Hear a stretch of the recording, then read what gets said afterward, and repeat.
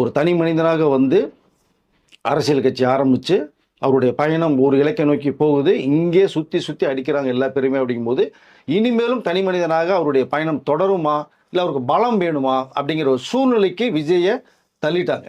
இப்போது என்னுடைய பார்வையில் அவர் மக்களுக்கு நல்லது செய்யணும், ஏதோ ஒரு விதத்தில் பண்ணணும் நம்ம அப்படிங்கிற ஒரு இதில் வரும்போது செய்ய விடாமல் தடுக்கிறதுக்கு வேலைகள் நிறையா போய்கிட்டு இருக்கு.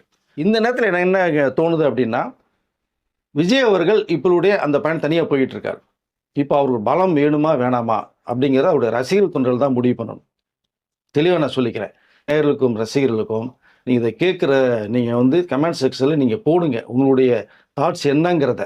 அப்போ தான் இது போய் யார் பார்க்கணுமோ அவங்கள்ட்ட போய் பார்ப்பதற்கு, அவர்கள் வந்து யோசிப்பதற்கு ஒரு வாய்ப்பாக அமையும்.